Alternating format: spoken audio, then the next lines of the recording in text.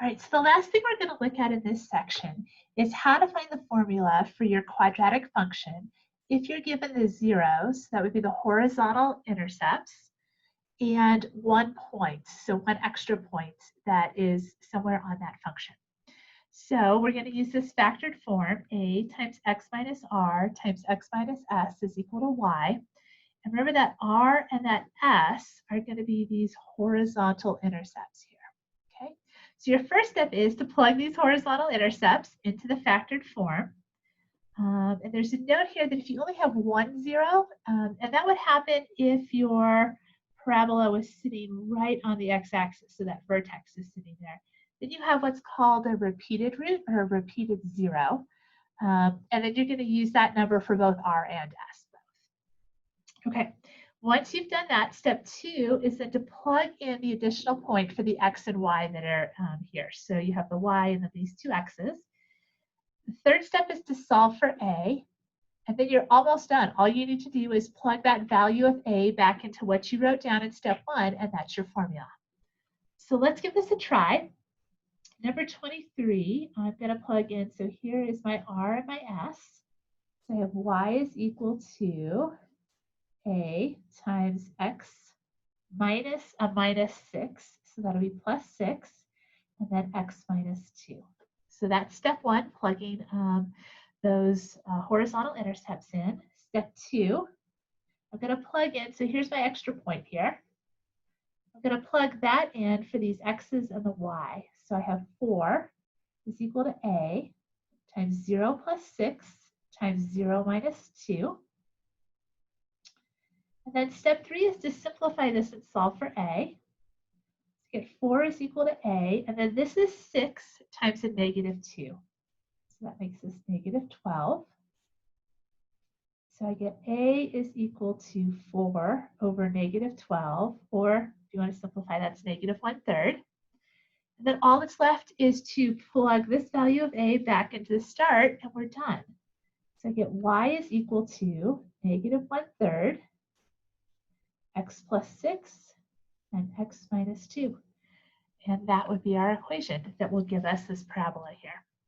All right, number 25, I'm going to get you started on this. So a y-intercept.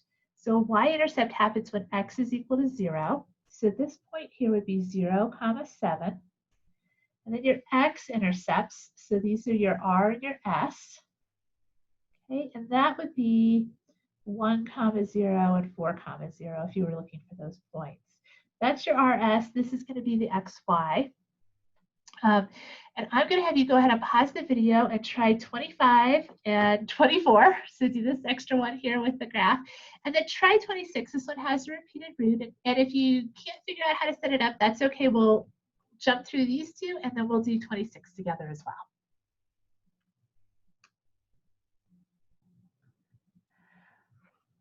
All right, so hopefully you paused the video and gave that a try. Let's get 25 set up because that was the one I left you on, and then we'll come back and pick up this one with the graph. So you get y is equal to a, x minus 1 and x minus 4. Step 2, I'm going to plug in this extra point here. So you get 7 is equal to a times 0 minus 1 times 0 minus 4. And then step 3, I'm just going to simplify this and solve for a. 7 is equal to a, and this is negative 1 times negative 4, so that gives me a positive 4, which means that my a is equal to 7 over 4. And then now I'm in the home stretch. I'm just going to plug this value of a back into the first thing I wrote down. So y is equal to 7/4 x minus 1 times x minus 4. Okay. Number 24. So here is my r and my s. So get y is equal to a times x plus 1, because that's minus a minus 1, and x minus 5. And this time the point I have is not the y-intercept. This is just another point on the curve, and that's totally fine. I'll plug 3 in for the x's and negative 4 in for y. Because the negative 4 is equal to a times 3 plus 1 times 3 minus 5. And now we'll work on simplifying that. So 3 plus 1 is 4. So 4, and 3 minus 5 is a negative 2. So just put those kind of off to the side because I don't want to write equals here because that wouldn't be true, but I can write them off to the side, that's fine. So that's going to be a negative 8. And that means that a is equal to negative 4 over negative 8, which is 1/2. So my equation is y is equal to 1/2 x plus 1, x minus 5.